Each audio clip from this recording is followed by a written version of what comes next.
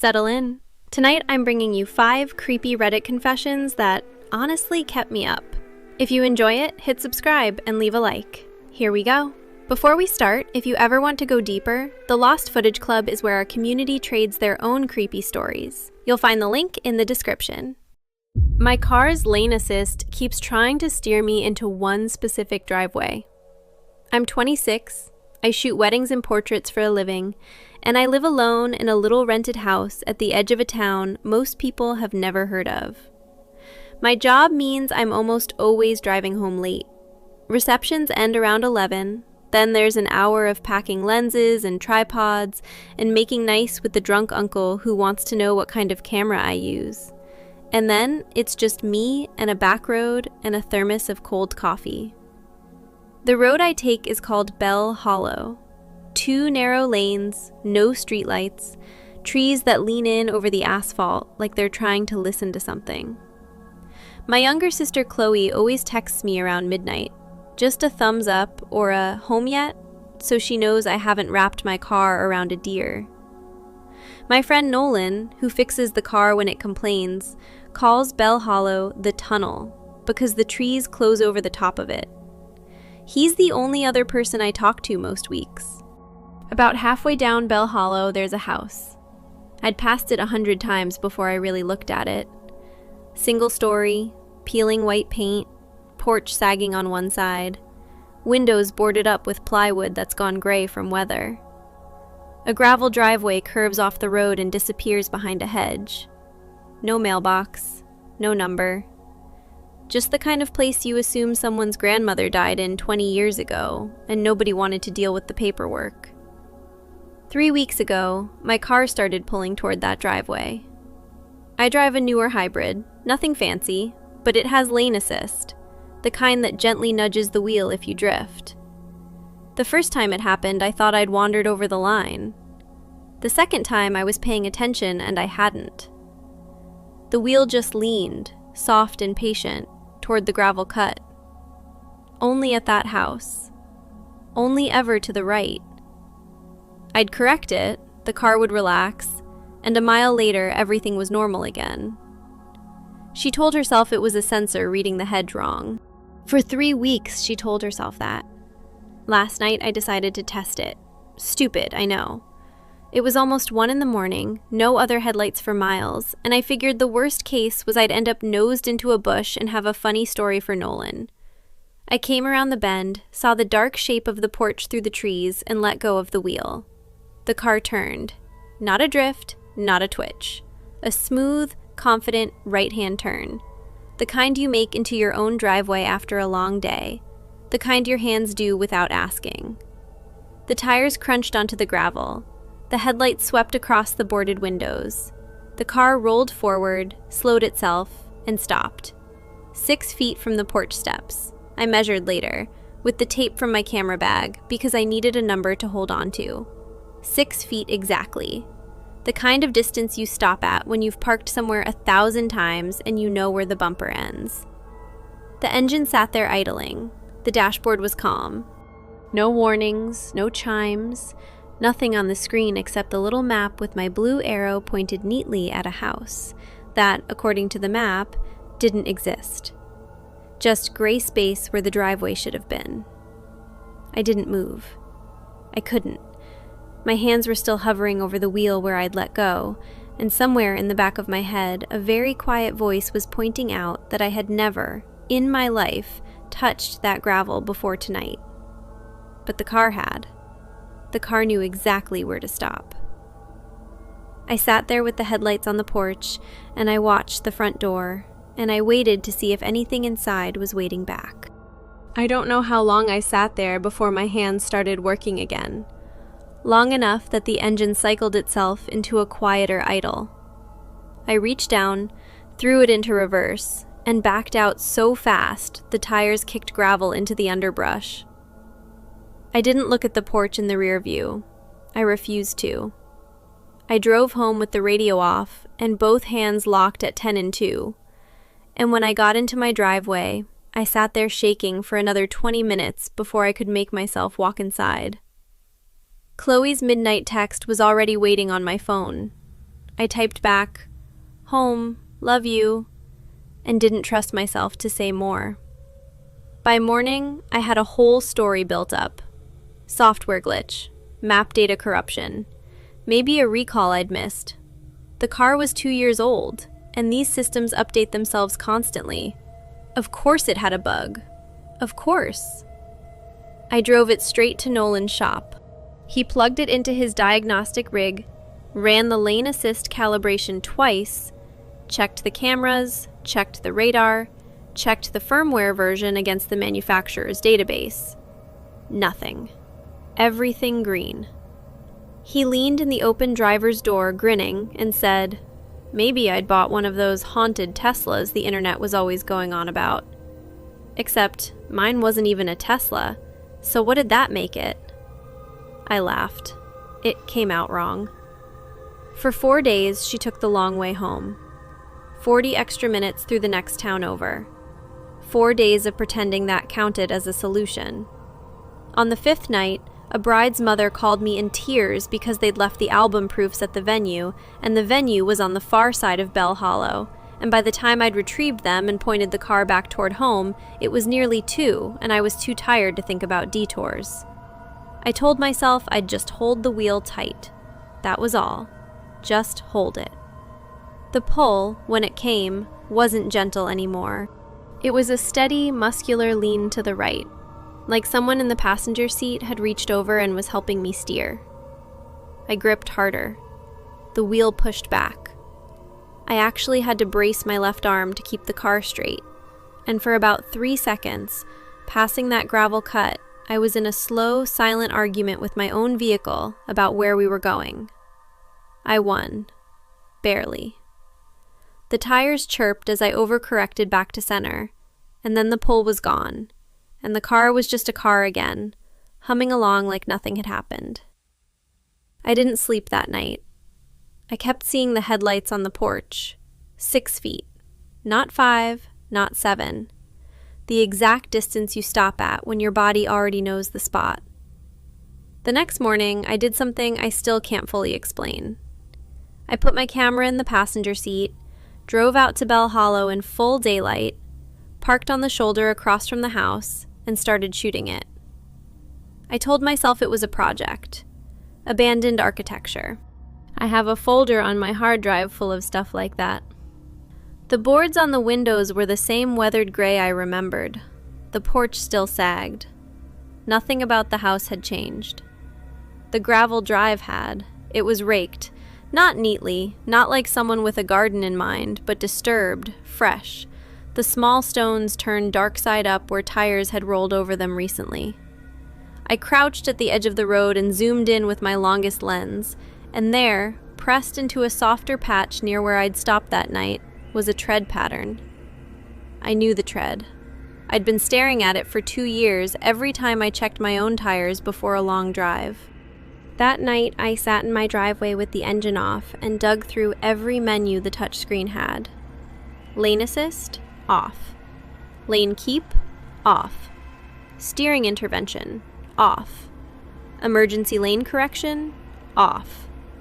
I turned off every toggle that had the word steering or lane anywhere near it, confirmed every warning pop-up, and watched the little icons go gray, one by one. 2 nights later, I had a portrait session that ran long, and I was back on Bell Hollow at 11:30. I'd convinced myself this was the test. No assist, no nudge, no excuse. Just me and the wheel. The pull came right on schedule.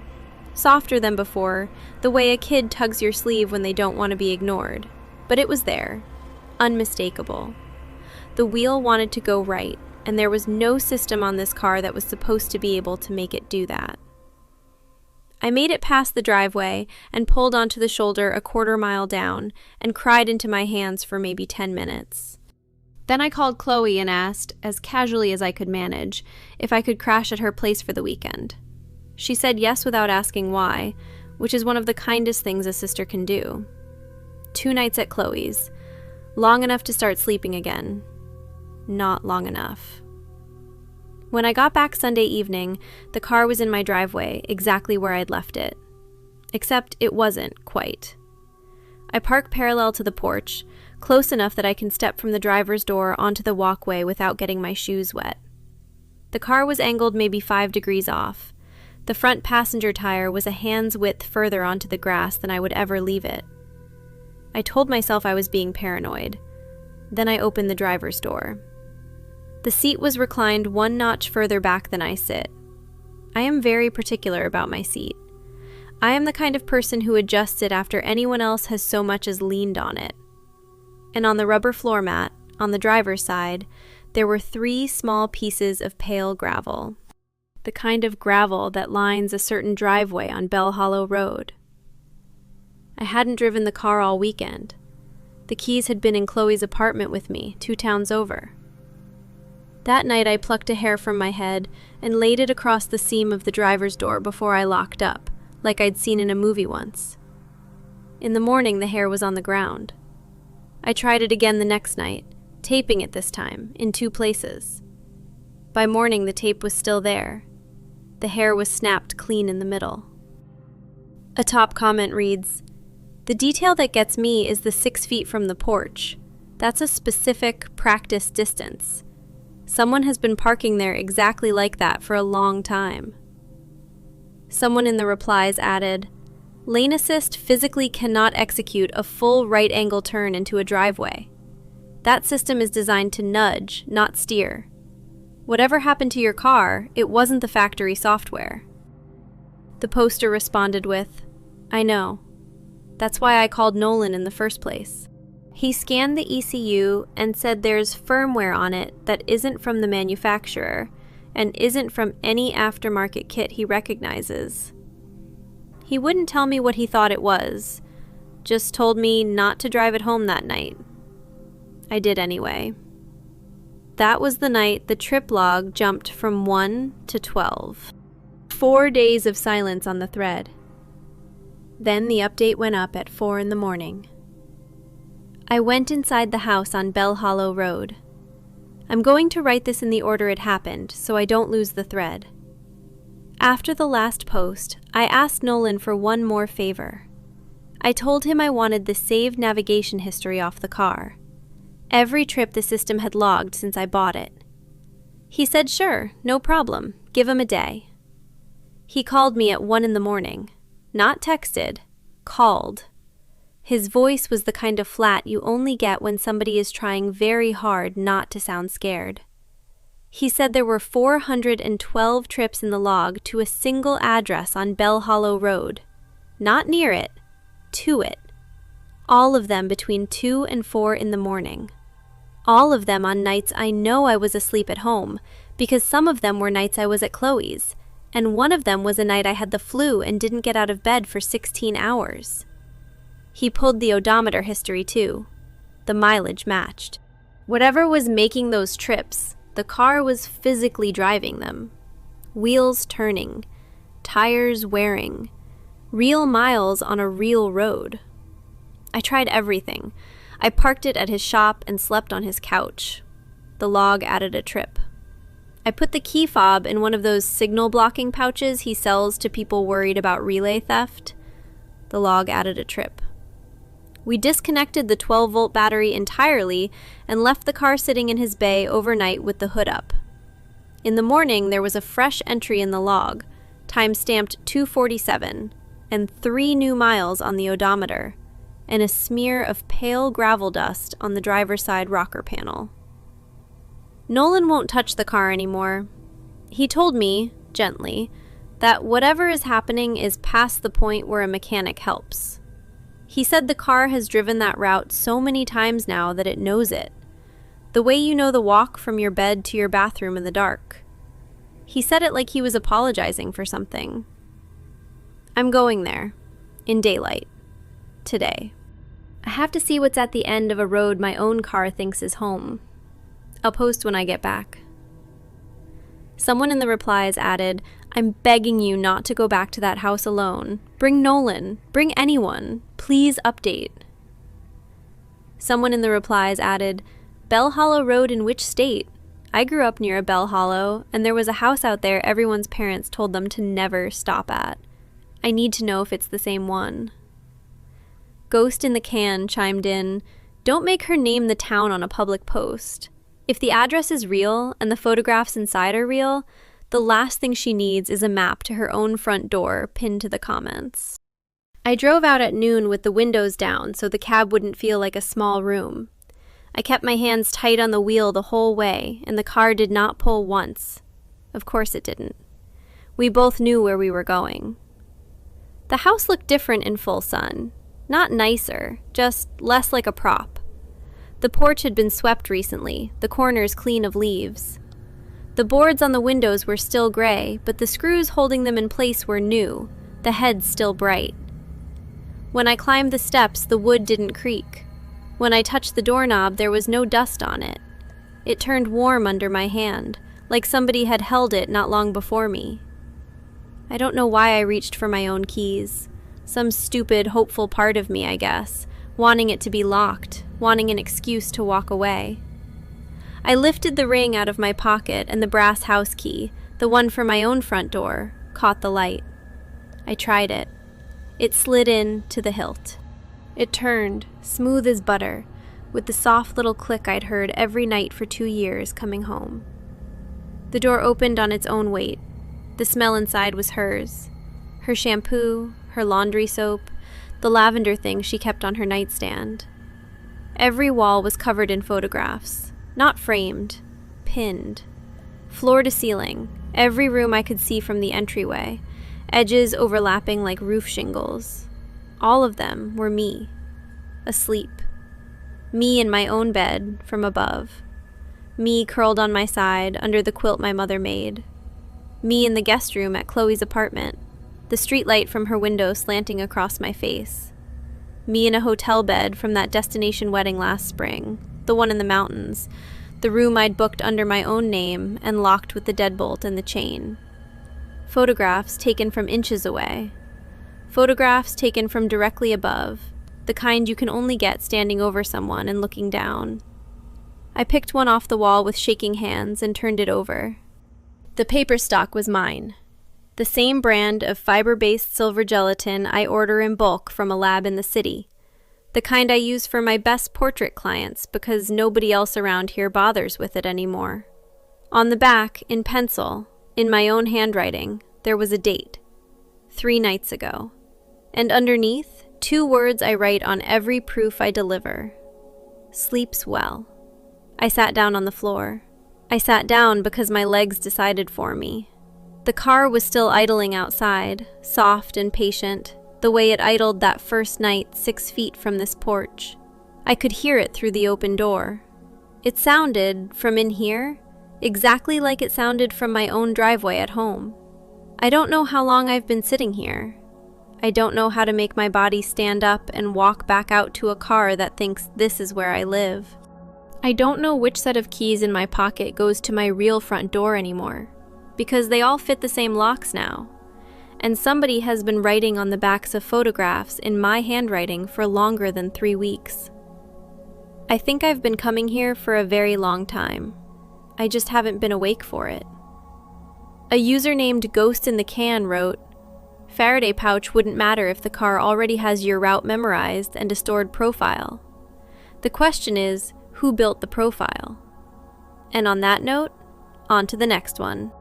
My GPS keeps rerouting me to an address that doesn't exist. She trusted the little blue line. That was the first mistake. I'm 33, female, and I've been a social worker in this county for almost 9 years. Most of what I do is home visits, wellness checks, family assessments, the kind of work that puts you in your car at strange hours, driving to addresses you've never been to before. I live in a small house on the east side of town with my partner Brandon, and on a normal week, I probably log 400 miles between client homes, the office, and the courthouse. You learn to lean on your phone for everything. I keep mine mounted on the dashboard, charging cable in, navigation app open before I even pull out of the driveway. I stopped second-guessing routes years ago. If the app says cut through the industrial park, I cut through the industrial park. If it reroutes me around a wreck I can't see yet, I thank it. After a while, you stop reading the screen. You just listen for the voice and follow the turns. About 3 weeks ago, I had a late visit out in the western part of the county. A teenager who'd just been placed with a grandparent. I left the office around 9 at night, exhausted, coffee gone cold in the cup holder. The app loaded the route the way it always does, and I pulled out onto the highway on autopilot. I was maybe 12 minutes in when the voice interrupted itself mid-sentence and said the route had been updated. A new instruction popped up telling me to take the next exit. That exit was nowhere near where I was going. It would have sent me south, almost 40 minutes out of my way. I tapped the screen to dismiss it, and that's when I actually looked at the destination bar. It wasn't the grandparents' house anymore. The destination field had my full legal name on it. First, middle, last. Underneath that, an apartment number and a street I hadn't lived on in 8 years. A walk-up I'd rented right out of grad school, in a town 2 hours from here, in a building I'm pretty sure has since been torn down. I got this phone 14 months ago. I've never typed that address into anything. I've never lived there with Brandon. I've never even mentioned that building to him because there's nothing to mention. It was a place I slept for 11 months before I moved on with my life. I sat at a red light, staring at my own name on the dashboard until the car behind me honked. I canceled the route, typed in the grandparents' address by hand, and drove the rest of the way with the radio off, checking the screen every few seconds like it might change again. It didn't. The visit went fine. The kid was okay. I drove home with my jaw locked so tight my ears hurt, and when I pulled into our driveway just before midnight, I sat in the car for a long time before I went inside. I didn't tell Brandon that night. I told myself it was a glitch. Some old account syncing over from a backup, autofill pulling from a file I'd forgotten existed. I almost believed it. I told Brandon the next morning over coffee. He pulled up the app on his own phone, scrolled through my saved places, and shrugged. He said I'd probably typed it in years ago on some old account that finally synced through after an update. He was so calm about it that I almost felt embarrassed for losing sleep over it. He even joked that my phone was haunted by my 20s, and asked if it was going to start rerouting me to old boyfriends' apartments next. I laughed because he wanted me to. Then after he left for work, I sat at the kitchen table and went through every setting I could find. I cleared the navigation history. I deleted every saved address, including home and office. I signed out of my map account entirely, then deleted the app and reinstalled it from scratch. I restarted the phone twice. The destination bar was blank when I was done, the way it should have been. I tried to look up the apartment address out of curiosity. The street still existed, but the building number now belonged to a parking lot for a dental office. Whatever I used to rent had been gone for years. I closed the browser and told myself the matter was settled. The phone was clean. That didn't end up mattering. The following night, I had a visit 2 towns over, a follow-up on an infant placement. It was almost 10 when I left, the highway empty except for trucks. I'd typed the client's address in by hand, watched the route load, and pulled out of the office parking lot listening to a podcast I wasn't really following. About 20 minutes in, the voice cut off mid-word. The screen flashed that little update banner. New route suggested. I knew before I looked.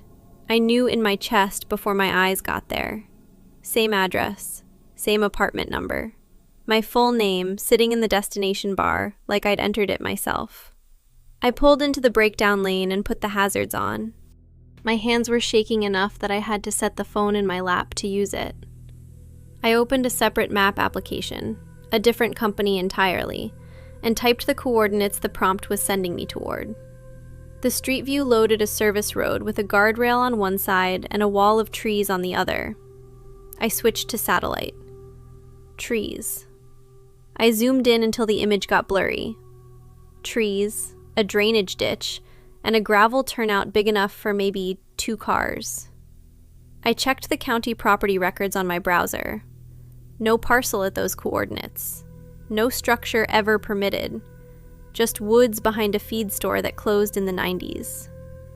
I sat in the breakdown lane for a long time, with the trucks shuddering past. Then I canceled the route, drove to the client's house, sat on her couch for 40 minutes talking about feeding schedules, and smiled at the baby. I don't remember the drive home. I remember walking into the kitchen, finding Brandon already asleep on the couch with the television on, and standing in the doorway watching him breathe because I didn't trust myself to put the phone down yet. Over the next week, I started paying attention to when it happened, and I realized it wasn't random. It happened on work nights. It happened when I was alone in the car. On Saturday, Brandon and I drove an hour to his sister's place for dinner. Both of us in the car, the same phone, running the same app on the dashboard mount. Nothing. Clean route there, clean route back. Monday morning, I drove to the dentist on my own, and the app behaved itself. But every single late visit, every solo run out to a client's house, the prompt came back. Sometimes 30 minutes in, sometimes 10. Same address, same name in the destination bar. The night that broke me, the prompt loaded with something new. There was a note field underneath the address, the kind of little subtitle you'd see on a saved place. It said the name of the client I'd sat across from that afternoon. First name, last name, spelled correctly. A foster placement case I'd opened that morning. Nobody outside our office knew that file existed yet. I hadn't even finished the paperwork. I pulled over into a gas station lot and called Brandon. I didn't cry, exactly, but I couldn't get the sentences out in the right order. I told him the app knew my caseload. I told him I didn't think I could keep driving for work. He stayed on the line with me the whole way home, talking about nothing. The dog, the leaking gutter, anything to keep my hands on the wheel. That night, I sat up in bed and wrote the whole thing out and posted it here. I didn't expect much. I just needed someone to tell me I wasn't losing it. The replies came in faster than she expected. Some of them helped. One of them didn't. A user named Midnight Cartographer wrote, "The address not on any map detail is the part that gets me. Routing apps physically can't generate a destination from nothing. Somebody injected that pin. This is a person, not a glitch." In the comments, someone wrote, "Social worker here too. We had a guy last year scrape our old contractor portal and use it to harass 3 caseworkers. Please tell your supervisor today, not tomorrow." And the original poster replied, "I told her the morning after the second reroute. She was the one who connected it to Marcus. Apparently, 2 other women in my unit had already filed something, and nobody told the rest of us." I'm still furious about that part. Honestly, more than the stalking itself. A user named Quiet ER Nights wrote, "This happened to a nurse I worked with on night shift. Same kind of prompt, different app. She drove there one time just to see. They found her car a week later. Don't go." 4 days passed before she came back to the thread. The update was not what anyone wanted it to be. What IT found on my old work tablet. A coworker stopped me in the break room the morning after I posted. She'd seen the thread. She told me, very quietly, that she'd been getting strange pings on her own work tablet for almost a month and had assumed it was a sync error. We compared notes for about 10 minutes and then walked straight upstairs to IT together. I'd been carrying around an older work tablet I almost never used anymore, the one tied to the case management system I'd been issued back when I started. I handed it over and asked them to look at everything. They had it for 2 days. When they called me back in, there were 3 people in the room, and none of them were smiling. Someone had scraped years of my old case management logins. Not just usernames, session tokens, saved addresses, client metadata, the little auto-saved notes I used to leave myself on file headers. Whoever it was had been quietly pulling from that account for the better part of a year. The prompts I was getting on my phone weren't coming from the navigation app at all. They were spoofed routing notifications pushed straight to my device, dressed up to look native, designed to test one thing and one thing only: whether I would actually drive to the pin. The address didn't have to be real. It just had to be somewhere isolated enough that if I showed up, I'd be alone when I got there. My coworker was crying by the time the meeting ended. She gave me a name in the parking lot: Marcus, the older brother of a client I'd closed out about 2 years ago, a placement that hadn't gone the way his family wanted it to. He'd been running the same setup on 3 other women from our office. 2 of them had filed something months ago. Nobody told the rest of us because the agency was, in their words, still evaluating the disclosure. I'm 33 years old. I have worked in this county for 9 years. And some stranger has been sitting somewhere with a folder of me, building it out of pieces I'd already forgotten I left behind. The old apartment. My full legal name on documents I signed before I had this job. Every late visit I logged in a system I stopped using 2 phones ago. That's the part I can't shake. Not the woods, not the pin, not even the drive he was hoping I'd take. The part where I've been a project to him, and I never knew. One commenter, Brenna O, said, "The fact that it had your name from 8 years ago made my stomach drop. That's not a stalker who found you. That's a stalker who's been keeping a file." One commenter, Long Hauler, said, "I drive overnight freight, and I've had phantom reroutes twice this year. Always assumed bad data. Now I'm going to be sick." She posted one more time, almost a week later. It was shorter than the others. I wanted to close this out for anyone still following along, because the comments on the last post kept me sane through a really ugly week. Here's where I landed. I deleted the navigation app. I traded in the phone, kept the new one on a fresh account with 2-factor on everything, and changed every password tied to anything I'd ever logged into for work. I filed a report with the sheriff's office and a separate one with the state. I gave them the IT findings, the screenshots, the prompt with my client's name in the note field, all of it. They were polite. They took it seriously. They also told me what I think I already knew, which is that proving the spoofed pushes came from one specific person is going to take months, if it happens at all. The agency has said almost nothing to me directly. I know Marcus was interviewed. I know his name has come up in 2 separate filings that aren't mine.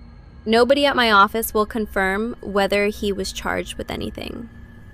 My supervisor told me it was an active matter and she wasn't allowed to discuss it. And then she looked at me for a long time without saying anything else. I took that for what it was. The address still pings the new phone, not as often. Once, sometimes twice a week, always at night, always when I'm alone. It doesn't reroute me anymore because I drive everywhere with the phone in airplane mode now and pull directions up before I leave the driveway, on paper, like it's the 90s. But the notification still finds a way through, every time the phone touches a network. Same coordinates, same strip of woods. I don't know if he's still watching. I don't know if it's him at all anymore, or some leftover script running on a server somebody forgot to turn off. Brandon thinks I should leave the job. I'm not going to. I've been doing this for 9 years, and I'm not letting a stranger with a folder of me decide where I work. But I check the back seat now, every time. And I don't take late visits alone if I can help it. And when the ping comes in, I don't open it. I just keep driving. Thanks for listening. Be careful what old accounts you leave logged in. the you from 8 years ago might still be talking. A user named Quiet Quitting Mom wrote, "My sister had something similar with a rideshare app pinning a drop-off she never set. Turned out an ex had API access through his old job. Check who you've ever shared logins with." In the comments, someone wrote, "I drove past that service road last Tuesday on a hunch. There's a folding chair set up in the turnout now, facing the road. Please be careful." On to the next one. I, 27F, bought a camera at a flea market, and the undeveloped roll inside has photos of my own street. She thought it was a souvenir. It was a receipt. I am 27 years old, a speech therapist, and I live in a shared rental house with my housemate Hannah and my dog Biscuit, a wiry little mutt who has opinions about everything. I am writing this because I need someone to tell me I am not losing my mind, and because the police took my statement very politely and then did absolutely nothing with it. 2 Fridays ago, I had a late session with a nonverbal client 2 towns over. His mother, Haley, is lovely and always overruns our hour, so I did not pull out of her driveway until almost 9 at night. On the way home, I cut through the old fairgrounds, where a weekend flea market spills out every Friday evening under strings of yellow bulbs. I was tired and a little hungry, and I told myself I would only walk 1 aisle. There was a folding table near the back, run by a man who introduced himself as Spencer. Glass figurines, watches with stopped hands, a shoebox of cassette tapes, and a film camera, scratched but heavy, with a half-finished roll still wound inside. He said $12. I gave him $15 and told him to keep it. I want to mention one small thing, because in hindsight, it matters. When I finally pulled onto my cul-de-sac near 11, there was a car idling at the dead end with its headlights off. I assumed someone was on a phone call. I locked my front door behind me and forgot about it by morning. A week passed. Curiosity, not fear, walked her into the photo lab. I dropped the roll off on a Wednesday and picked up the prints the following Monday on my lunch break. I opened the envelope in my car, expecting nothing. Somebody's grandkid, a sunset, a dog bowl. That is exactly what the first frames were. A patchy backyard, a blue ceramic dog bowl on a back step, a cluttered kitchen counter with a coffee maker and a roll of paper towels. Then, a fuzzy shot of a couch. Mundane to the point of being boring. The last 7 frames were taken at night. A residential street, lit only by porch lights, shot from low angles like the photographer had been crouching. A mailbox with a dent in the side. A driveway with an oil stain shaped like a comma. A porch with 3 pumpkins lined up by height. I knew that mailbox. I knew that oil stain. I had set out those pumpkins myself. The 7th photo was taken through my own living room window, from the outside, looking in. The lamp by the bookshelf was on, and there, in the center of the frame, was Biscuit, up on the back of the couch, ears pinned flat against her skull, staring directly into the lens the way she only stares when something is very, very wrong. She had carried the camera into her own home. She had no idea yet what that meant. I drove home from the photo lab on autopilot. When I got in, I locked the deadbolt, slid the chain, and laid all 7 prints in 2 rows on the kitchen table under the overhead light. I want to walk through what I was looking at, because writing it down is the only thing keeping me steady right now. The first night photo was my front walkway, shot from maybe 4 feet off the ground, angled up toward the porch.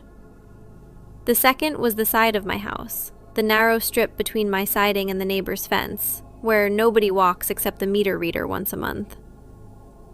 The third was that same gap, deeper in, where it opens out toward my back gate. The 4th was the back gate itself, latched. The 5th was my bedroom window, curtains drawn, lamp off. The 6th was the back of the house from the yard. And the 7th was the living room window from the outside, looking in, with Biscuit on the back of the couch staring straight at the lens, ears flat, the same posture she takes when a stranger is at the door before the doorbell rings. Whoever took these had walked the entire perimeter of my house. Slowly. With time. Hannah didn't believe her at first. Then she looked at the 7th photo and went very quiet. I knocked on Hannah's door and spread the photos out on her bed. She is a paramedic and not someone who scares easily. She picked up the front walkway shot, frowned, picked up the next, frowned harder, and when she got to the one of Biscuit, she sat down on the edge of the mattress and said, very softly, that we needed to check every window. We did. Every latch, every lock, the sliding door, the basement hatch. Nothing was open. Nothing was broken. Hannah suggested I call the police, and I said I would in the morning, because what was I supposed to report at midnight? That a stranger had taken pretty pictures of my pumpkins? At first light, I went out into the yard. The grass under the living room window was flattened in a rough oval, the kind of shape a person makes when they stand in one spot for a while and shift their weight. Inside that oval, half tucked into the mulch, was a single cigarette butt. Filtered, lipstick-free, recent enough that it had not turned gray from rain. For an hour, I tried to convince myself that Spencer at the flea market had driven out here and staged this as some weird prank to sell more cameras. But Spencer did not know my name. He did not know my street. He had handed me the camera and pocketed $15 and never once asked where I was headed. That night, when I called Biscuit toward the front of the house, she planted her paws in the hallway and would not move past the threshold of the living room. She stared at the window. She did not bark, she just stared. The dog knew something the photographs only hinted at. The next few days, everything in the house felt off by a degree. The wicker chair on the porch had moved, not knocked over, not shoved, just turned maybe an inch to the left so it no longer lined up with the seam in the floorboards I always set it against. The next morning there was a smudge on the inside of the living room window, low down, the shape of a fingertip dragged in a short arc. I had cleaned that glass 2 days before. Biscuit started waking me up around 3 in the morning, every morning. Not barking. A low, rolling growl from the foot of the bed, eyes on the hallway. I would sit up, listen, hear nothing, and she would keep growling until I got up and walked through the house with her at my heel. Then she would settle. Then, an hour later, the same thing. On Saturday, I drove back to the flea market. Spencer was at the same folding table, same yellow bulbs overhead. He recognized me before I said anything, and his face did a small thing I did not like. I asked him where he got the camera. Estate lots, he said. He resells what nobody at the auction wants. I asked if anyone had owned it before him. He said no. I asked again and held up my phone with the 7th photo open on the screen and watched his eyes move across it. He admitted then that the camera had been returned. Someone bought it a few months back, kept it one weekend, brought it back white-faced and said it was haunted. Refused to explain what that meant, refused a refund, just left it on the table and walked away. Spencer would not give me a name. He took my number on the back of a receipt and said he would call if he remembered anything else. That night, the cul-de-sac had a visitor again. I got home before dark and double-checked every window the way Hannah and I had on Monday. Around 11, I went to the kitchen for water and looked out through the slats of the blind toward the end of the street. A sedan was parked at the dead end, headlights off. Engine running, judging by the faint plume of exhaust catching the porch light from the house on the corner. I could not see a driver. I watched it for almost 10 minutes. It did not move. I called the non-emergency police line. I told them about the photos, the cigarette butt, the car. The dispatcher was kind. A cruiser came through maybe 20 minutes later, swept the cul-de-sac with its spotlight, and reported back that the street was empty. By the time I looked again, it was. No sedan, no exhaust, just the street lamp and the empty asphalt, and Biscuit pressed against the back of my legs, every muscle locked, growling at the dark glass. Someone in the replies added, "The dog's posture in that photo is what got me. Dogs know before we do. Please tell me Biscuit is okay." One commenter, Soft Static, said, "The detail that ruined me is the living room window shot. He was close enough to fog the glass. He wanted you to know." In the comments, someone wrote, "Speech therapists keep client addresses. Please check whether anyone you visit lives near that flea market. The route matters." And the original poster replied, "You're closer than you know. The client I had been seeing that evening lives 4 blocks from where the market sets up. I have been driving the same route every Thursday for almost a year. I cannot believe it took me this long to see it as a pattern instead of a commute." 3 days later, she came back with a single line at the top of a new post. "I found out who actually took the photos. I do not think I have slept more than 2 hours at a stretch since I last posted, so forgive me if this jumps around. Spencer called me on Tuesday afternoon. He said he had pulled his notebook from the last estate run and found a first name for the previous buyer. A woman named Marla, mid-50s, who paid cash, kept the camera one weekend and brought it back on a Monday morning, shaking so hard she could barely put it down on his table. She told him she had not taken any of the pictures on the roll. She told him to burn the camera. Then she left. He had not burned it. He had wiped it down and put a price tag on it. The same afternoon, I drove the prints and the negatives back to the lab and asked them to read the exposure data off the film itself. The tech said most consumer cameras of that era do not encode timestamps onto the negative, but this one had a data back, and the dates were burned into the bottom edge of each frame in tiny orange numerals I had never even noticed. The first frames, the mundane ones, were from months ago. The backyard, the dog bowl, the kitchen, probably Marla's life. The last 7 were all shot on the same night, same date, between roughly 10:30 and 11:45 at night. That was the night I drove home from my session with Haley, the night I stopped at the flea market, the night I bought the camera from Spencer and drove it home with me in the passenger seat, the night a sedan idled at the end of my cul-de-sac with its lights off. I sat at the kitchen table and did the math 3 times because I did not want it to be what it was. Spencer did not take those photos. He was at his table under the yellow bulbs. Marla did not take them. She had returned the camera weeks earlier. The only person who could have taken those 7 frames is someone who watched me hand over $15, watched me walk back to my car, followed me the entire drive home 2 towns over, parked at the end of my street, and then walked the perimeter of my house with a roll of film he had loaded into a different body and brought with him. The camera I bought was never the one that took the pictures. The pictures were already shot. He swapped the exposed roll into the camera I was holding before Spencer ever set it on the table, or sometime that night while I slept, knowing I would eventually develop whatever was inside. The camera was a delivery system. I carried his message into my own living room and set it on my kitchen counter and went to bed. My hands would not stop shaking. Biscuit climbed into my lap, which she has not done since she was a puppy, and pressed her whole body against my ribs. I sat there in the dark kitchen for a long time, with the prints face down, because I could not look at the 7th one again, knowing what I know now. He wanted me to see what he saw.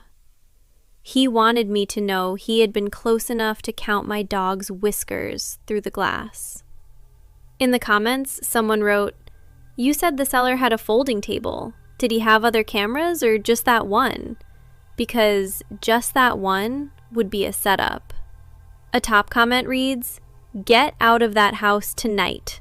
Not tomorrow, tonight. Pack the dog and go." In the comments, someone wrote, "I work in a film lab. The fact the roll was half shot when you bought it means someone deliberately left it for you to develop. That's the whole point." Another user, Owl Hour Anna, replied, "This. A normal seller pulls the film before selling the body. Leaving a partial roll is a signature. He wanted her to be the one to see them appear. She read every reply twice and still did not leave the house. She had a different plan. I did not pack and leave that night the way the comments told me to. I am not proud of that. Hannah did go to her sister's. I sent her with most of my things and the prints in a sealed envelope, and I stayed. I left every light off. I sat on the floor of the living room with my back against the couch and Biscuit in my lap and the porch chair pulled inside next to me so it could not be moved an inch in either direction without me knowing. I had my phone in one hand with the non-emergency line already typed in. I sat like that for hours. A little after 2 in the morning, Biscuit went rigid against my chest. A second later, I heard the back gate. Not the click of the latch, a soft scrape, like someone planting a hand on the top board and swinging a leg over. I shouted. Loud, ugly, every word I had. Biscuit launched off my lap and tore through the kitchen toward the back door. I scrambled up after her and threw on the porch light just as a man in a dark jacket came up the back steps. He was holding a camera. A different camera. Biscuit hit him at knee height. He kicked her, hard, the way you kick a door you want to break. She went sideways into the grill. He was over the back gate again before I made it onto the porch. The police came faster the second time. There was a body in the yard to point at, even if it was the wrong one. The cigarette butt under the living room window had a partial print on the filter, and Spencer's description of the man who used to linger near his table on Friday nights gave them a face to put it next to. An arrest came a few weeks later. I gave my statement, signed what they asked me to sign, and I am not going to type his name here. He does not get more from me than he already took. I moved out of the shared house. Hannah and I still talk, but neither of us wanted to sleep there again, and the lease was almost up anyway. I live in a small upstairs apartment now, in a building with a coded front door and neighbors close enough on both sides that I can hear them load the dishwasher. I take a different route to Haley's. I do not pass that fairground. I will not pass that fairground. I cannot stand the sound of a film shutter. A friend pulled out an old point-and-shoot at a birthday dinner last month, and I had to walk out to the parking lot and breathe with my hands on my knees for 10 minutes. I check every reflective surface twice now. Car windows, dark televisions, the side of the toaster. I am looking for a second shape behind my own. Biscuit lost most of her hearing on the left side from that kick. The vet says the eardrum is scarred and it will not come back. She does not seem to mind. She still sleeps pressed against my feet every night, and she still wakes up first when something moves in the building, because the other ear works fine, and because she has decided that is her job now. I do not have a tidy ending. I just have a locked door and a small dog, and a habit of looking twice. Someone in the replies added, I cannot stop thinking about the timestamp matching the car at the end of your street. He had already followed you before you bought the camera. A user named Owl Hour Anna wrote, Up! The camera itself is the message. He didn't need to break in. He handed himself to you through someone else's hands. And on that note, on to the next one. I, 35, went to a breathwork retreat with 2 friends, and we all came home with the same scar. Okay, so I'm 35. I work as a vet tech at a small clinic about an hour from anywhere interesting, and I live alone in a town where the most exciting thing that happens is when the diner changes its pie. I am the last person who should be posting on this sub. I don't do woo, I clean dog teeth and hold cats while they get neutered. But my best friend Olivia has been on me for months about this breathwork retreat in the woods. 2 nights, somatic release, you'll come back lighter.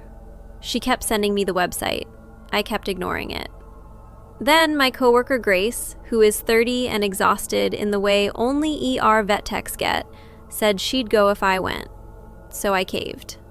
3 of us, one weekend, 90 minutes up a logging road into pine country. The cabin was nicer than I expected. Long A-frame, big central room with the chairs cleared out and 12 mats laid in a circle. 12 of us, including Olivia, Grace, and me. Our instructor was a woman named Laura. Mid-40s, maybe? Barefoot, soft cardigan, that very particular too calm voice some yoga people have where every sentence ends like a lullaby. She hugged Olivia like they already knew each other. I clocked it and let it go. Saturday night was the main session. Lights low, one candle in the middle, Laura walking us through paired breathing. In for 4, hold for 4, out for 8. Then deeper. Then deeper. She started moving around the circle, kneeling behind each person, pressing 2 fingers to their forehead for a few seconds before moving on. I could hear people start to cry softly. Grace, across the circle, had tears running down her face, and she was smiling, which was the unsettling part because Grace does not smile. The last thing Emily remembers is the exhale. Laura's fingers touched my forehead. I was mid-exhale, lungs almost empty, and the room just folded. No dizziness, no warning. 1 second candle, next second, nothing. Not sleep. Nothing. Then I was sitting up. So was everyone else. All 12 of us, at the exact same instant, sucking in air like we'd been pulled out of water. The candle was out. Laura was standing by the door, watching, hands folded. My left wrist was itching. I scratched it without looking. Then I looked. There was a scar across the inside of my wrist. Thin, pale, slightly raised, running from the base of my thumb across to the other side. Healed. Not pink, not scabbed. Healed like it had been there for months. I have never broken the skin on that wrist in my life. I would know. I look at my hands all day for work. Grace was staring at her own wrist. So was the guy next to her. So was Olivia. Same scar, same place, same pale, weeks-old line on every single person in that circle. 12 identical scars on 12 wrists that had been bare 90 minutes ago. Nobody screamed. That's the part I keep coming back to. Nobody screamed. We just looked at each other, and then we looked at Laura, and Laura smiled the softest smile I have ever seen on a human face and said, "Beautiful work tonight. Tea is in the kitchen." I'm writing this from my couch. It's been 4 days. The scar hasn't faded. Olivia won't pick up.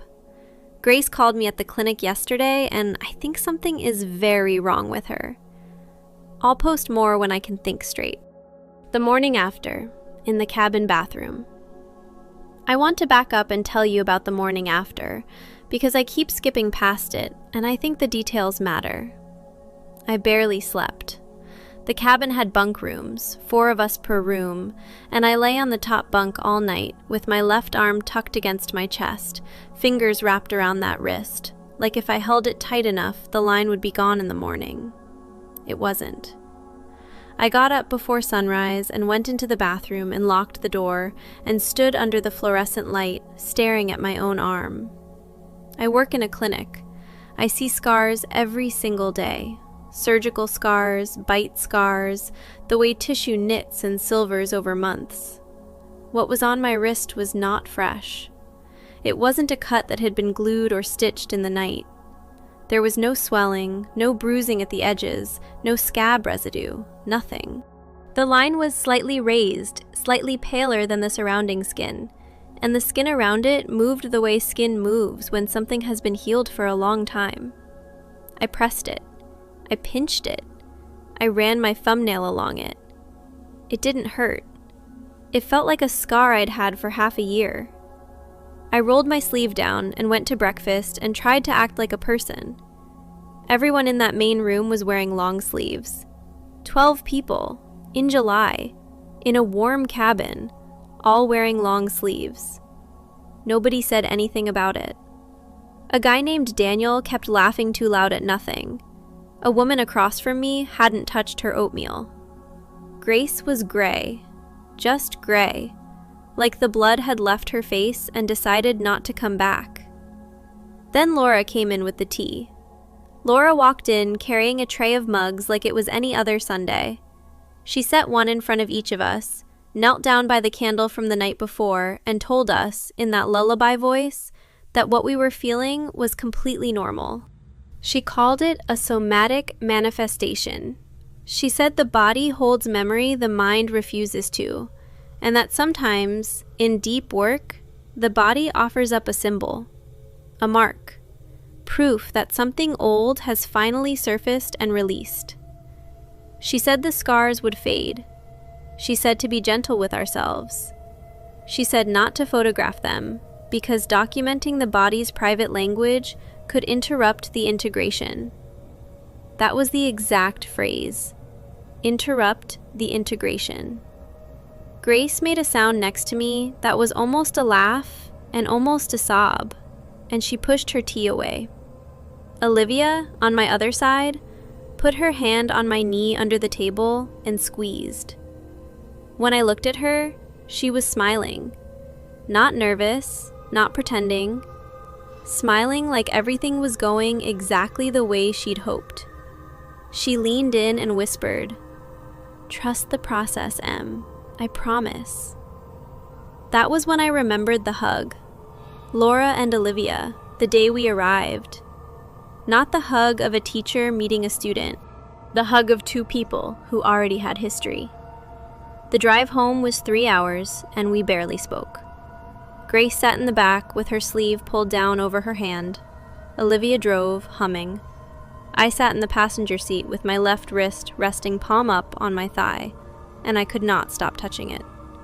Every few minutes, my right thumb would drift over and trace the line, and every time it felt a little older than the time before. I'm home now. Door's locked. My cat won't come near my left hand. A week passed. Then Grace called. It has been a week and the scar is not fading. It is doing the opposite of fading. Every night, somewhere around 3 in the morning, it starts to itch. Not a normal itch. It pulses. Like there's a second pulse in my wrist that doesn't match my heartbeat, slower and heavier, and it wakes me up every single night at almost exactly the same time. I have started keeping a notebook by the bed because I'm a vet tech, and tracking symptoms is what I know how to do. 258, 301, 304, 300, every night. When I do sleep, I dream about the circle. I dream about Laura's fingers on my forehead and the feeling of the exhale that never ended. Sometimes, in the dream, I look down and my wrist is open. Not bleeding, just open, like a small mouth, and Laura is leaning over it, listening. Grace called me at the clinic on Wednesday. I was prepping a spay, gloves on, and I had to step out into the back hall to take it. She was crying so hard I could barely understand her at first. She said she hadn't slept in 4 days. She said she keeps waking up in her front yard, barefoot, facing east. One morning, she woke up at the end of her driveway with her car keys in her hand. She asked me if I was dreaming about the circle too. I said yes. She went quiet for a long time, and then she said, "I don't think she let us all the way back." I went back into the surgery, and I caught myself, gloved hands hovering over the tray, just staring at the inside of my own wrist through the cuff of my scrubs. The tech I was assisting had to say my name twice. Olivia, meanwhile, will not stop calling. She wants me to come to an integration session at Laura's house this Saturday. She uses that voice now, the Laura voice. She told me, "You're resisting, Em. It only gets harder when you resist." I told her I had a double shift. She knew I was lying. I started searching. Laura's name plus breathwork. Laura's name plus retreat. Most of it is gone. Scrubbed. But there are pieces. An old testimonial here, a blog comment there, the same cabin in 2 different photos, 4 years apart. I have a thread to pull, and I am pulling it. The comments started coming in fast. In the comments, someone wrote, "The fact that the scars looked weeks old the next morning is what's sticking with me. Bodies don't do that. Whatever happened in that room wasn't breathwork." Borrowed Lung commented, "Breathwork can genuinely cause dissociation and shared suggestibility states, but it cannot cut you. Someone cut you." A user named Pale Horse Inn wrote, "Please tell me you didn't sign anything with your full legal name and date of birth at intake." And the original poster replied, "I did. Olivia filled the forms out for the three of us the night before, because she said it would save time at check-in. I didn't even look at what I was signing. I just initialed where she pointed." 2 days later, she came back with an update. "I found the old retreat photo, and I know what Olivia is. I need to keep this fast because I don't have a lot of time." I kept pulling the thread. An archived wellness blog from 4 years ago had a write-up of a weekend retreat at what is unmistakably the same cabin.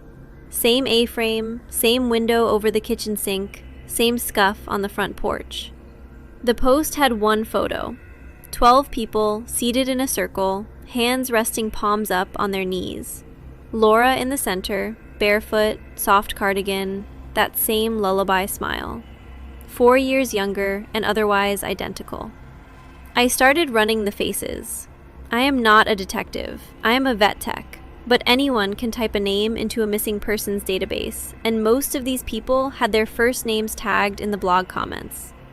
I spent 6 hours last night doing this. I have a spreadsheet now. I wish I didn't. 11 of the 12 people in that photo were reported missing within 12 months of the retreat. 11. Some within weeks. A guy from Oregon 3 days after he got home. A woman from Reno, 2 months. The most recent one was reported gone about 10 months after that weekend. Different states, different ages, no public connection between any of them, except the cabin. The 12th person, sitting at Laura's right hand, smiling like she's exactly where she belongs, is Olivia. My Olivia. My best friend of 9 years. She told me she'd never done breathwork before our retreat. She told me Laura's website looked interesting, and she'd booked it on a whim. She told me she was nervous. She was in that circle 4 years ago, and she is not on any missing persons list, because she was never one of the 11. She was the one who brought them. I tried Grace this morning, straight to voicemail. I drove past her place on my lunch break. Her car is gone. Her front door is closed, but her porch light is on in the daytime, which Grace would never do. The last text she sent me was 2 days ago, and it said only, "She's humming again." I am sitting in my car in the clinic parking lot writing this. My wrist is pulsing right now, in the middle of the afternoon, for the first time. It has never done that during the day. I think it knows I figured it out. I am going to drive to Olivia's house tonight after work. I am bringing the printed photo. I don't know what I think that will do. I just know I cannot sit in this apartment another night listening to my own pulse argue with the one that isn't mine. If I don't post again by Saturday, somebody please call the sheriff's department in my county and tell them about the cabin. The thread exploded. A top comment reads, "Worked emergency medicine for 9 years. A clean healed line on the volar wrist of 12 unrelated people is not a coincidence and not a stress reaction. Please get blood work." A user named Olives and Toast wrote, "Why is Olivia not freaking out about this?" That's the part of your post I keep rereading. Third Shift Doula chimed in. Because Olivia already knows. People who are surprised act surprised. People who recruit act calm and helpful, and keep asking how you're processing it. A user named Third Shift Doula wrote, "The detail about Laura humming the same 3 notes during the integration is what unlocked something in me. That's a marker. They use those to call you back later." That night, she drove to Olivia's. I'm typing this from Olivia's kitchen. She's across the table from me. She told me to go ahead and post. She said it doesn't matter anymore. I drove over after my shift with the printed photo folded in my back pocket. I had a whole speech. I was going to put it on the table and watch her face. I rang the bell, and she opened the door before my finger left the button. And she said, "Em, finally. Come in, the kettle's on." She was already wearing long sleeves. She always is now. I followed her into the kitchen because my legs just did it. I sat down. She poured 2 mugs. She slid one across to me, and I didn't touch it. I put the photo down between us instead. 12 faces. Her face, 4 years younger, at Laura's right hand. She looked at it for maybe 3 seconds. Then she looked up at me, and she smiled, and it was Laura's smile on her mouth. Soft, patient, already forgiving me for something I hadn't done yet. She rolled up her left sleeve. There was a scar across the inside of her wrist in exactly the place mine is. Hers was older. Not weeks, years. Faded almost to silver, the way a real old scar goes when the body has had time to forget what made it. She said, very gently, "I've been bringing her people for a while now, Em. Every cycle needs an offering. The scar is the door. Yours opened the night Laura touched your forehead. Mine opened a long time ago, and it doesn't close. It just gets quieter." I asked about Grace. I had to ask twice because my voice wasn't working right. She said grace wasn't the offering. She said grace was just along for seasoning. She used that word, seasoning. She said the offering this cycle was always going to be me, because I'm the one who lives alone, who nobody checks on for days, who has a job that won't notice for a week if I stop showing up. She said Olivia loved me. She said that was why she'd picked me. She said it the way you'd tell a child you saved them the best piece. I asked her why she was telling me all this now. She tilted her head toward the window. She said, "Because it's already too late. She's been on her way since you opened the spreadsheet. Listen." There are headlights in the driveway. I can see them on the wall behind Olivia's head. The engine just cut off. Olivia hasn't moved. She's just watching me, hands folded around her mug, smiling that soft, patient smile. And my wrist is pulsing so hard I can see it under the skin. Someone is walking up the porch steps, slow, one at a time. Olivia just whispered, "Don't get up, Em. She likes it when you stay seated." There's a knock at the... One comment pointed out, I went to a somatic retreat in Sedona that had the same vibe you're describing. Left on day 2. Trust the part of you that already knows. One commenter, Concrete Lillian, said, "I need the update. I need it yesterday." That's where Emily's post ends, and that's where we'll end it too. Thanks for sitting with me tonight. If these long ones are your thing, the subscribe button keeps them coming. Someone keeps leaving peonies from my hometown outside my cottage door. I haven't been back there in 11 years. The OP is 36. She picked this cottage because nobody from her old life knew the road existed. I'm a translator.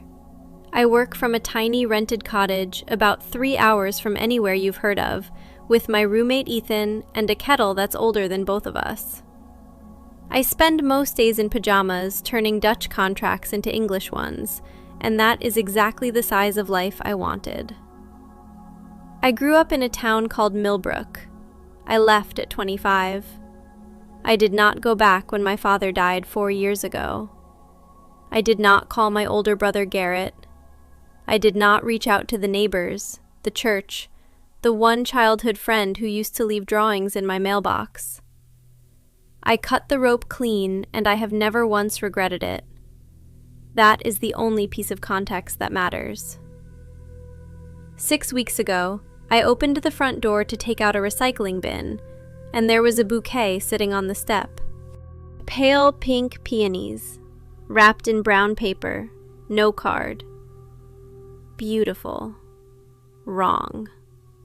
I knew that exact shade of pink. There is one greenhouse in Millbrook County that grows that variety. A finicky cultivar, an old woman named Pearl bred herself in the 80s. I used to walk past her glass house on my way to school. The flowers don't ship. They bruise if you breathe on them. You cannot order them online. I have checked. I told myself it was a coincidence. Maybe a similar cultivar. Maybe Ethan had a secret admirer with strange taste. I put them in a jar on the kitchen table, and I did not look at them for 3 days. A week later, another bouquet. Then a third. By the 4th, the flowers were not the message. The second bouquet showed up the following Tuesday. Same wrapping, same flowers, same step. The third came 8 days after that. By then I had stopped pretending. I had started looking out windows before opening doors.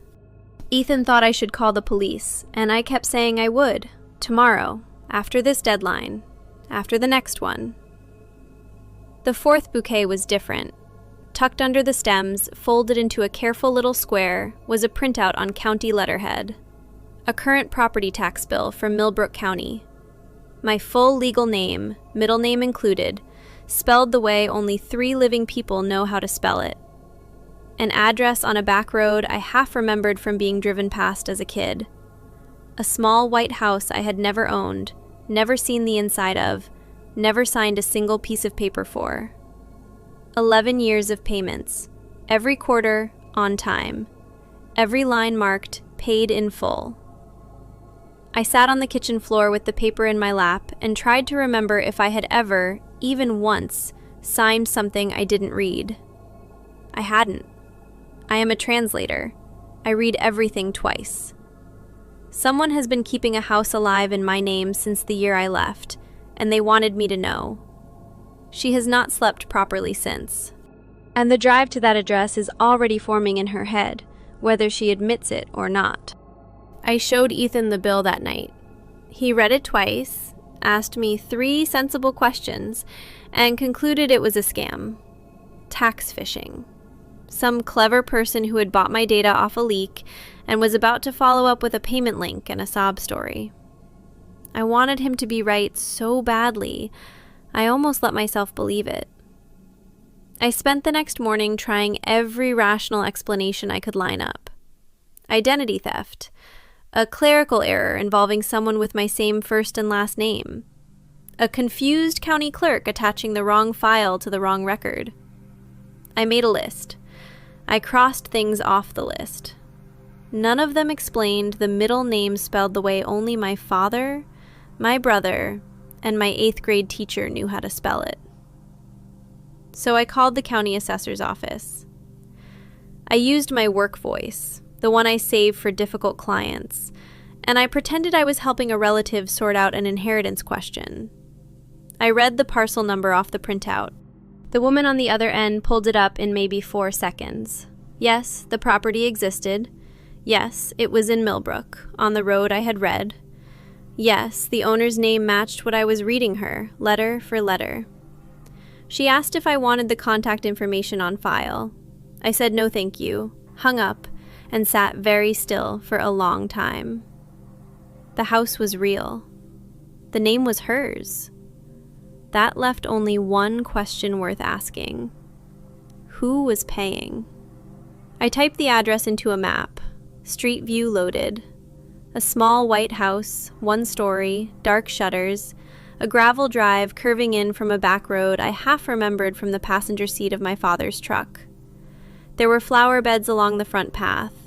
Even on a low-resolution image taken in some other season, I could see the pale pink blooms. I closed the laptop and went outside and sat on the porch step and did not move for almost an hour. My father was the kind of man who measured love in obedience. Curfews, church on Sunday, a list on the fridge of what counted as a wasted life. My brother Garrett stayed and agreed with him about everything. Our neighbor Cody used to wait at the end of my driveway with comic books, and when I left town at 25, I did not tell him goodbye either. I cut everyone. I never sent a forwarding address. I never reactivated the old email. I was supposed to be unreachable. That night, I remembered the camera Ethan had screwed into the eave last winter when a fox kept getting into the bins. I had never once checked the footage. I scrolled back through 6 weeks of nothing until I found the morning the fifth bouquet appeared. The figure came up the path at about 5:15. Dark coat, hood up, hands gloved. They never once looked at the lens. They knew exactly where to stand, so the angle clipped the top of their head. They set the bouquet down with both hands, the way you would set down something fragile. And then they did something I keep rewinding. They touched the door. Just the flat of one gloved hand against the wood, for maybe 3 seconds. Like a person checking whether a sleeping child is still breathing. Then they turned and walked back down the path and out of frame. Whoever it was had been close enough to come inside. She has not opened that door without checking the camera first since. The sixth bouquet came on a Sunday. There was a second printout under the stems this time, an electricity bill for the same address in the same name. 12 months of usage, modest and steady, like someone was running a refrigerator and a few lamps and nothing else. Paid every month, on the same day, by automatic draft from an account I had never opened. Tucked behind the bill was a piece of cream notepaper folded into thirds. I knew that paper. My father kept a pad of it by the kitchen phone my entire childhood. I opened it, and the handwriting on the inside was mine. Not similar to mine. Mine. The loop on my lowercase g, the way I cross my t's only halfway, the slight backward lean I have tried to correct since high school. One sentence in the middle of the page. The kitchen tile is the color you wanted. I made it to the bathroom in time. Barely. I called Garrett that night for the first time in over a decade. The number I had memorized at 15 rang twice, and then a recorded voice told me it was disconnected. I tried the landline of the house we grew up in. Same. I dug through old email until I found Cody's last name, found him on social media in about 4 minutes, and sent the most careful message I have ever written. Did anything strange ever happen with my name attached to something in Millbrook after I left? Property, mail, anything. He answered within the hour. He said my dad had talked about me, right up until the end, like I still called him every Sunday. Like I was busy but devoted. He said Garrett had been really strange since the funeral. Quieter. Driving out of town a lot. He asked if I was okay, and I lied. She has not slept in 3 nights. She keeps reading her own handwriting on a page she never touched. Ethan offered to drive me out there. He offered 3 separate times in 3 different tones, the last one almost angry. I told him no. I told him the only way I was going to walk into that house with my head on straight was if no one I currently loved was standing next to me when I did. He did not understand. I am not sure I do either. But there is a version of me that has been alive in that town for 11 years without my permission, and I cannot meet her with witnesses. I am leaving before dawn on Saturday. I have told Ethan the address and the route and a check-in time. I have a full tank of gas and a charged phone and a small, stupid kitchen knife in the glove box that I know I will never use. I will post an update when I am back. If I am not back by dark, he is calling the state police. Someone in the replies added, "Please do not drive to that address alone. Whatever is waiting there has been waiting 11 years. It can wait 1 more week for you to bring a cop." One commenter, Mothlight In, said, "I keep coming back to the fact that you have a roommate in a rural cottage. How did you find that rental? Who is your landlord on paper? Start there before you start anywhere else." The poster responded with, "You're going to make me sick because I just pulled the lease out. The landlord is a holding company I've never bothered to look up. I always paid by automatic transfer, and Ethan handled the paperwork when we signed. I'm calling the Secretary of State's office the minute they open tomorrow. I should have looked 2 years ago."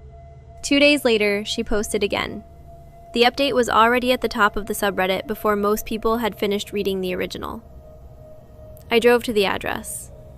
I should not have gone alone. I left the cottage at 4 in the morning.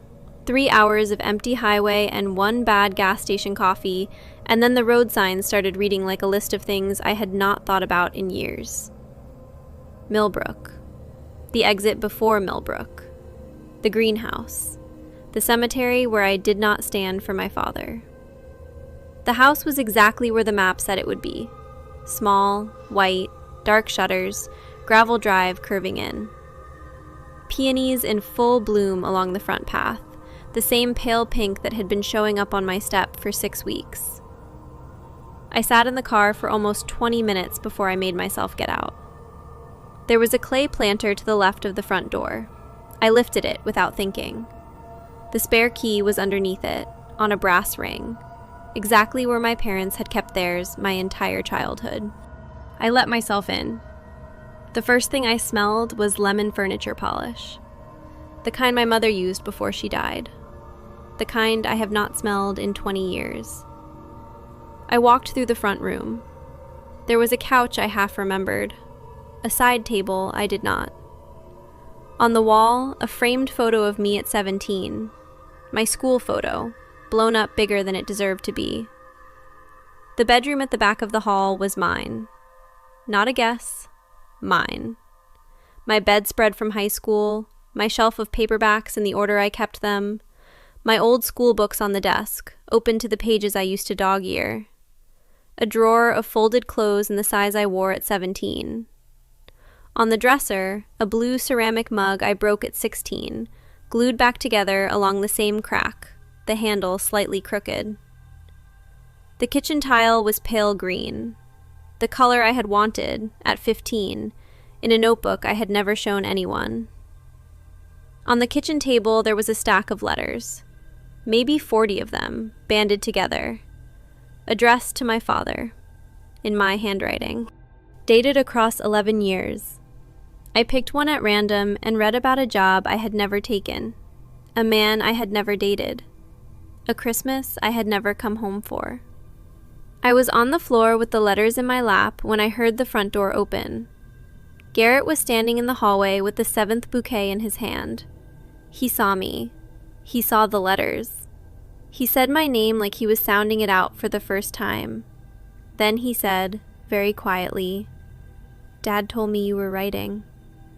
I held one of the letters up. I asked him if he had ever, in 11 years, actually seen me mail a single one of these. His face did something I have never seen a grown man's face do. He sat down on the kitchen tile without putting the bouquet down. He said our father had set up a trust before he died, and made Garrett swear to keep the house ready. He said Dad had been so sure I was coming back. He had been paying the taxes, the power, the water. He had been bringing the flowers because Dad asked him to, every week, until I walked through the door. He had never read the letters. He thought they were mine. One comment pointed out, "The part that unsettles me is the paid in full stamp. Someone has been quietly maintaining a life for you in parallel. That takes money, patience, and a reason." The brother was telling the truth, which somehow made all of it worse. We sat on the porch of that staged house until the sun went sideways. Garrett cried in long, ugly waves. I didn't. I think some part of me had used up the crying on the drive down, and the rest of it was just waiting, very calm, to see how bad the math was going to get. He told me everything he knew. Dad had set up the trust 6 months before he died. Dad had told him I called every Sunday. Dad had asked him to keep the house ready, the flowers fresh, the tile the right color. Garrett had done it because Garrett had spent his entire life doing what our father told him to do, and grief had not made him any better at saying no. He had never opened a single letter on that kitchen table. He thought they were proof I was coming. He thought he was protecting something I had asked for. The next week, we met at a notary in a town neither of us lived in. I signed the deed over to him in about 90 seconds. I told him to sell the house, burn the letters in the backyard before the new owners moved in, and keep whatever money was left in the trust. I told him I did not want a cent of it, and I did not want a phone call on my birthday, and I did not want him at my funeral. He nodded at all of it. He looked like a man being read a sentence he agreed with. She thought that was the end of it. She was wrong by about 12 miles. I drove home. I made tea. I sat down at my kitchen table and finally did the thing a stranger on the internet had told me to do days earlier. I looked up my landlord. The rental company was a shell. The shell was owned by another shell. The second shell traced, through 3 more clicks and 1 public filing, back to my brother. Garrett had bought the cottage 2 years ago. He had set up the listing. He had quietly approved my application. He had picked a place exactly 12 miles from the staged house because he believed, the way our father believed, that if he just kept me close enough, the version of me Dad had invented would eventually walk in the door. I told Ethan everything that night. All of it. The trust, the letters, the lease, the 12 miles. He went very quiet, and then he said, "Okay, we are moving." We started looking the next morning. There was a girl my father kept alive in those letters for 11 years. She called every Sunday. She picked out kitchen tile. She was coming home any day now. I have spent a long time being afraid of her. I am finally letting her stay dead. One commenter, Half Moon Kettle, said, "I worked in a county clerk's office for 9 years. A deed cannot just appear in your name without a signature on file. Someone forged you, or someone with power of attorney signed for you. Look at who had that power 11 years ago." One commenter, Soft Static Noise, said, "The quietest horror in this whole thing is a brother who thought love looked like obedience and spent a decade watering a lie because the man who raised him asked him to." That's the last story for today. Thanks for sitting with me through all 5. If these kept you company, the subscribe button keeps the next batch coming.